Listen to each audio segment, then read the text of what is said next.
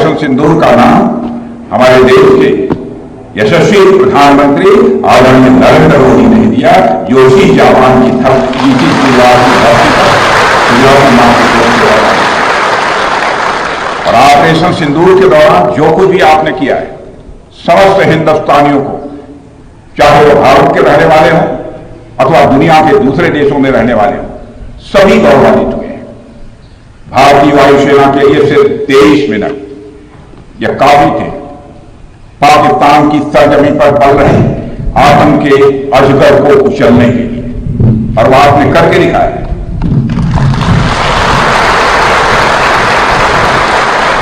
और मैं ये कहूं, यह कहना गलत नहीं होगा, जितनी देर में लोग नाश्ता पानी निपटाते हैं उतनी देर में आपने दुश्मनों को निपटा दिया।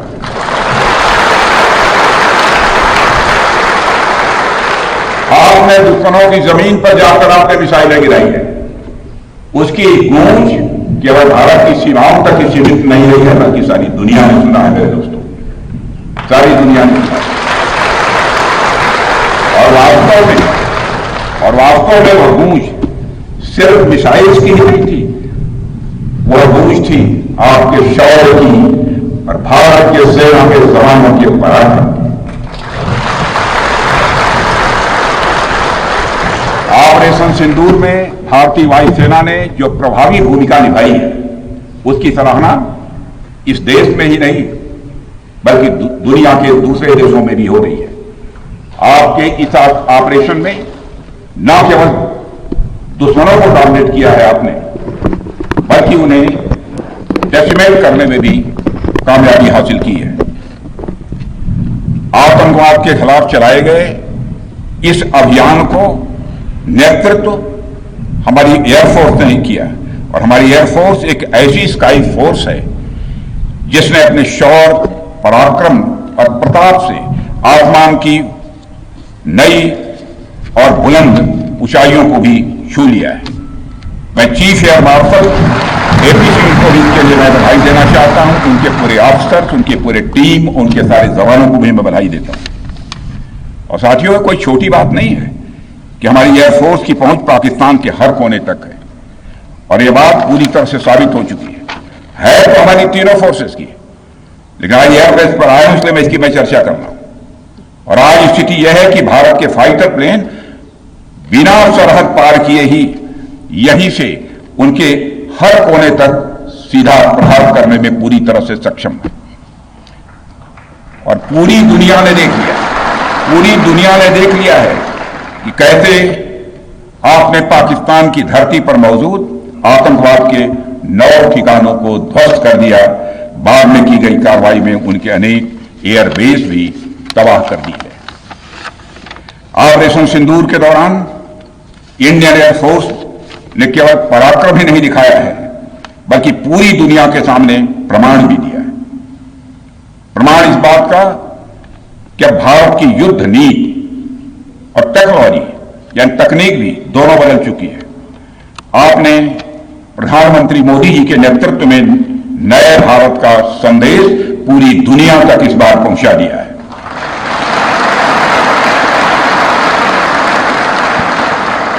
और साथियों, यह संदेश है कि अब भारत केवल विदेशों से इंपोर्ट किए गए हथियारों और प्लेटफॉर्म्स पर ही निर्भर नहीं है, बल्कि भारत में बने अस्त्र और शस्त्र भी हमारी सैन्य शक्ति का अब हिस्सा बन चुके हैं। अब भारत में बने और भारतीय हथियारों से बने हथियार भी अचूक और अभेद्य हैं। यह पूरे विश्व ने देख लिया है। ब्रह्मोस मिसाइल की ताकत को तो पाकिस्तान ने खुद स्वीकार कर लिया है। हमारे देश में कहावत काफी पुरानी है और वह है दिन में तारे दिखना।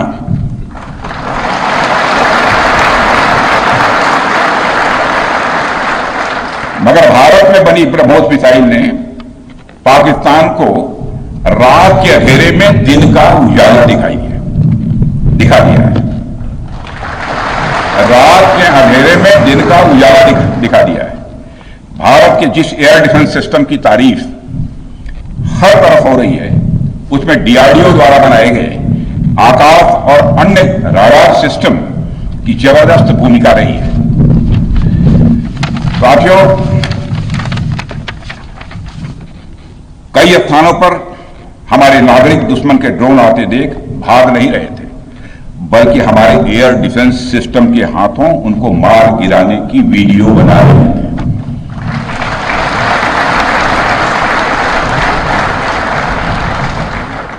अब ड्रोन देखकर लोग भागने लगते हैं, लेकिन हमारे भारत के नागरिक वीडियो बना रहे थे। साथियों, आपने पाकिस्तान में मौजूद टेरर इंफ्रास्ट्रक्चर के खिलाफ प्रभावी कार्रवाई की है, मगर पाकिस्तान फिर से इस कोशिश में लग गया है कि ध्वस्त हुए आतंकी ढांचे को फिर से खड़ा किया जाए। वहां की सरकार पाकिस्तानी आम नागरिकों से लिया गया टैक्स जैशे मोहम्मद जैसे आतंकवादी संगठन के आका मसूद अजहर को करीब 14 करोड़ रुपए देने में खर्च करेगी, जबकि वह यूनाइटेड नेशंस डेजिग्नेटेड टेररिस्ट घोषित हो चुका है। इतना ही नहीं, लश्कर-ए-तोयबा और जैशे मोहम्मद के मुरूद के और बहावलपुर स्थित टेरर इंफ्रास्ट्रक्चर को फिर से खड़ा करने के लिए पाकिस्तान सरकार ने आर्थिक सहायता देने की घोषणा की है, लेकिन निश्चित रूप से इंटरनेशनल मॉनिटरी फंड से आने वाले $1 बिलियन के बड़े हिस्से को टेरर इंफ्रास्ट्रक्चर को फंड करने में इस्तेमाल होगा, ऐसा मेरा मानना है। क्या यह इंटरनेशनल मॉनिटरी फंड IMF द्वारा, जो कि एक इंटरनेशनल ऑर्गेनाइजेशन है, उसके द्वारा इनडायरेक्ट फंडिंग इसे नहीं माना जाएगा? मैं दुनिया के लोगों के सामने यह सवाल रखना चाहता हूं। इसलिए मैं मानता हूं कि आज के समय में पाकिस्तान को किसी भी तरह की आर्थिक सहायता टेरर फंडिंग से कम नहीं है। भारत यही चाहेगा कि IMF पाकिस्तान को अपनी $1 बिलियन की असिस्टेंस पर वह पुनर्विचार करे और आगे भी किसी भी तरह की सहायता देने से IMF परहेज करे।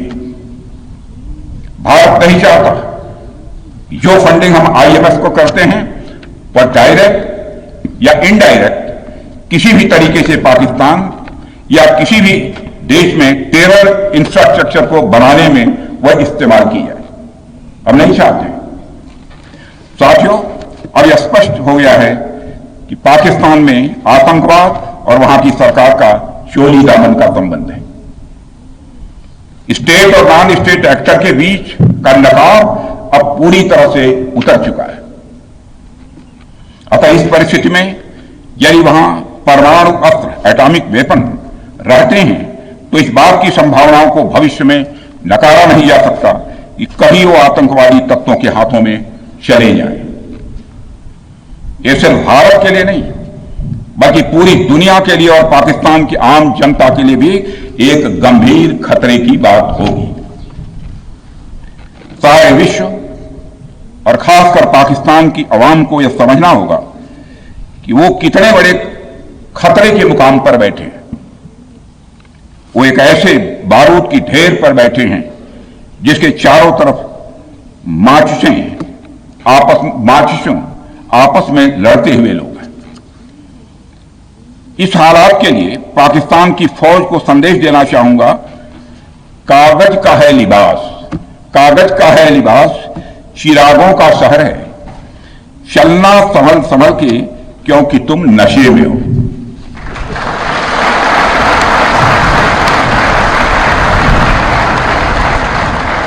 साथियों, अभी आपने जो पराक्रम दिखाया है उसकी चर्चा पूरी दुनिया में हो रही है। जैसा मैंने पहले भी कहा, आज भारत को वैश्विक मंच पर जो सम्मान मिल रहा है उसकी बुनियाद में यदि कहा जाए साफ तौर पर तो वह है आपका पराक्रम।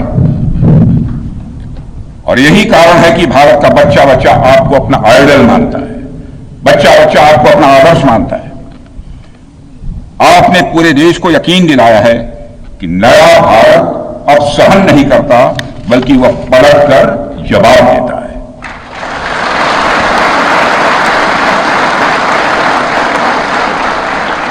मैं चाहे जितना कुछ भी बोलूं, लेकिन मेरे शब्द आपके कार्य को मापने में असमर्थ होंगे। मैं कृतज्ञ राष्ट्र की ओर से आप सबके प्रति पुनः आभार व्यक्त करता हूं। साथियों, अब आतंकवाद के विरुद्ध लड़ाई केवल सुरक्षा का विषय नहीं, बल्कि नेशनल डिफेंस डॉक्ट्रिन का यह हिस्सा बन चुकी है। हम आपके साथ मिलकर इस प्रॉक्सी और हाइब्रिड वॉरफेयर को जड़ से समाप्त करेंगे। रक्षा मंत्री होने के नाते यह संकल्प मैं दोहराना चाहता हूं। अब हमारा भारत पहले का भारत नहीं है। प्रधानमंत्री के नेतृत्व का यह नया भारत का जन्म हो चुका है। मेरे बहनों भाइयों, हम हमारे आराध्य श्री राम के उस मार्ग का अनुसरण करते हुए आगे बढ़ रहे हैं जिसमें वह आसुरी शक्तियों के विनाश का प्रण लेते हैं। साथियों, ऑपरेशन सिंदूर ने यह स्पष्ट संदेश दे दिया है कि हमने शांति के लिए जितना अपना दिल खोल कर रखा है, शांति को नष्ट करने वालों के विरुद्ध उतना ही अपना हाथ भी खोल कर रखा है। ऑपरेशन सिंदूर अभी खत्म नहीं हुआ है। जो कुछ भी हुआ है वह सिर्फ एक ट्रेलर मात्र था। अब समय आएगा, जब भी सही समय आएगा, तो हम पूरी पिक्चर भी दुनिया को दिखाएंगे। अब हमारा भारत पहले का भारत नहीं है। प्रधानमंत्री के नेतृत्व का यह नया भारत का जन्म हो चुका है। मेरे बहनों भाइयों, हम हमारे आराध्य श्री राम के उस मार्ग का अनुसरण करते हुए आगे बढ़ रहे हैं जिसमें वह आसुरी शक्तियों के विनाश का प्रण लेते हैं।